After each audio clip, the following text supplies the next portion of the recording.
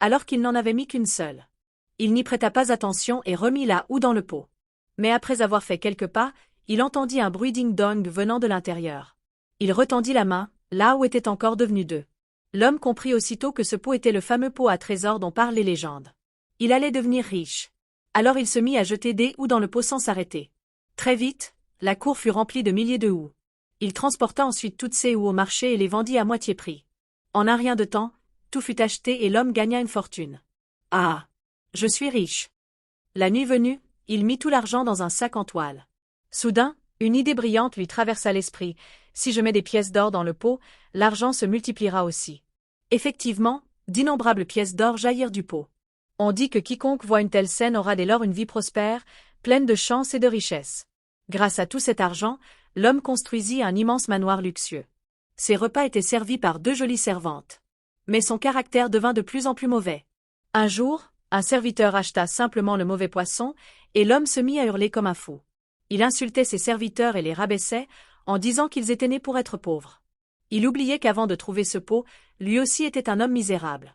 À l'origine, il n'était qu'un paysan. Il avait travaillé dur, à 36 ans, avait enfin économisé assez pour acheter un petit terrain chez le propriétaire. Mais en arrivant, il découvrit que c'était une terre pleine de pierres, complètement stérile. Déçu, il dégagea tout de même les pierres pour essayer d'en faire un champ fertile.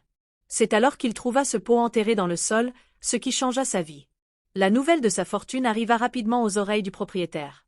Celui-ci affirma que le pot lui appartenait. Les deux hommes se disputèrent, jusqu'à porter l'affaire devant le magistrat. Ravi, il devint alors avide de richesse. Il fit enfermer les deux hommes en trouvant une excuse, puis garda le pot pour lui. Il se dit, « Avec ça, je n'ai plus besoin d'être fonctionnaire, je vais devenir riche. » Mais à ce moment-là, son père entra. Il cherchait un pot pour faire fermenter des légumes. Voyant le pot au sol, de taille parfaite, il le souleva, mais en perdant l'équilibre, il tomba entièrement dedans. Quand le magistrat revint, il vit deux mains sortir du pot et entendit la voix de son père appelant à l'aide. Il faillit mourir de peur et tira son père hors du pot. Mais aussitôt, une autre paire de mains en sortit. Un deuxième père apparut. Le pot copiait sans arrêt le père. « Comment ça, encore un moi ?» Le magistrat tira aussi le deuxième père. Les deux pères se regardèrent et commencèrent à se disputer, chacun disant être le vrai. En se chamaillant, ils tombèrent de nouveau dans le pot. Alors 2 devinrent 4, 4 devinrent 8, puis encore plus de pères jaillirent du pot. Le magistrat resta paralysé d'horreur. Au lieu d'un trésor, il se retrouvait avec des dizaines de pères à nourrir.